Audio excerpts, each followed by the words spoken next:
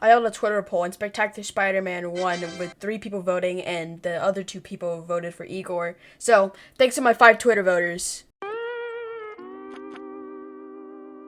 The Spectacular Spider-Man is the best Spider-Man cartoon ever, with a great story, great characters, and the burden it carries to be the Spectacular Spider-Man. Also, the mysteries in the show, not to mention the amazing theme song. And recently, Spectacular Spider-Man is on Netflix! Hooray!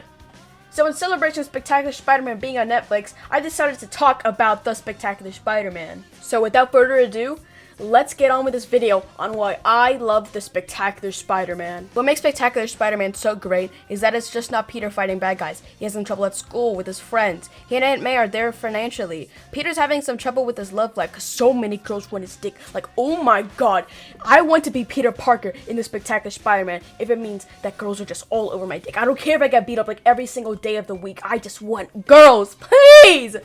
Please! It's just not Peter with the problems, it's everyone. Harry feels like his father never truly appreciates him. Norman is a rich douchebag who never cares for his son. Everyone has flaws as people, and that's what makes Spectacular Spider-Man so great. Because it feels real. You're gonna hear me say that a lot in this video, but it's true. Spectacular Spider-Man does feel real. The show also presents the burden it is to be Spider-Man, and it's not just villains trying to kill you. It's that you have to shield your own personal life from who's closest to you to protect yourself and others. This burden can be best showed off in episode 3, where Dr. Kirk Connor's lizard formula goes wrong, and he transforms into a lizard. Peter has to make an excuse so he can leave and be Spider-Man to save the day. His friend thinks he's a douchebag and gets him fired at the internship.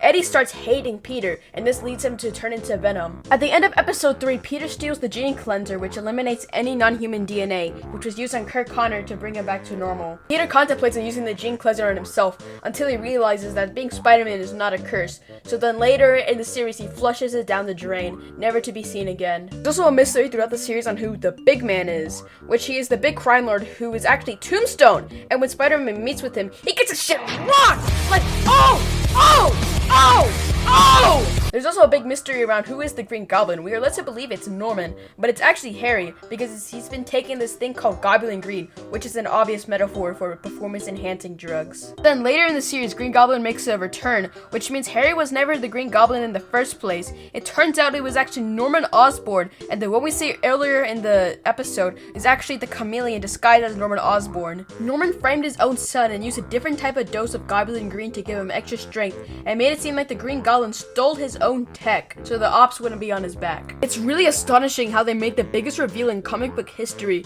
and made it surprising again. Another great thing about this show is the art and animation. All the acrobatic Spider-Man does is super well animated, and the character designs have a great realistic physique. My only compliment is when they use 3D animations, it's really noticeable and kind of bad. One thing I really need to talk about is the character development, specifically on Flash Thompson. Flash Thompson starts out as a stereotypical jock who hates the nerds and only hangs out with the football players and cheerleaders, and strictly dates cheerleaders. He's an ass to Peter through most of the series, but they have their moments together, which brings Flash to realize that Peter isn't that bad. One example of this is when Flash gives Peter a reality check when he's wearing the symbiote suit, when he's pushing away all of his friends and family members. This helps him break free from the symbiote suit. And when Peter says thank you to him, he doesn't just make some sort of snarky remark, he is genuine about it, saying, "Don't mention it."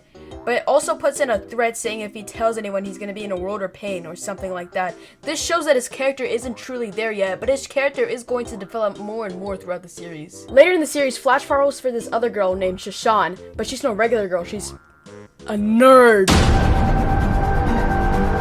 Flash tries his hardest trying to pick up Shashan, but with zero progress, because all of his old tactics picking up cheerleaders doesn't work on her. That is until Flash finds out Harry was using Goblin Green as a performance enhancer. The school's football championship gets taken away because of this, and everyone thinks Harry was the one that told, but Flash was honest for once in his life, because he believes that they shouldn't have it if they didn't win it fair and square. This wins over Shashan because she now knows that Flash is an honest man. Flash and Shashan go on a date with literally every single one of the main characters of Midtown High. This is where Flash asks Peter for help because he does not want to sound stupid in front of Shashan. With the help of Peter and from himself, Flash is now officially dating Shashan. Good for you, Flash. Good for you. This is as much as they could have developed his character, but by God, they did an amazing job at it in the short time they had.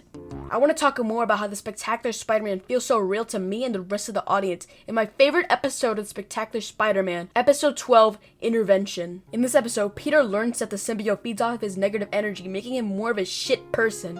And with the help of the spirit of Uncle Ben, he breaks free of the symbiote and grows as a person himself. Peter is now more appreciative of the people around his side and the people that love him. It's sad the series didn't get to end properly, with the massive cliffhanger at the end and how Peter and Gwen have basically confessed their love to each other, but Gwen didn't break it off with Harry because his dad died, quote unquote, and Gwen not trying to break Harry's heart. The series was made at a really bad time. This is when Warner Brothers Kids was retired, but I don't know why it couldn't find a new light on like a different network or be revived thanks to the Disney-Sony deal. The show was going really well behind the scenes and the ratings. So kids, what do we learn from this conversation? It's that the Spectacular Spider-Man is better than any other cartoon Spider-Man, and if this video didn't convince you, then watch it yourself. It's on Netflix. Come on, watch it now. Watch it now. This is a fucking threat. You better fucking watch it now. Watch it! How have you blocked our comm? Blocked your comm? Well, wouldn't you like to know?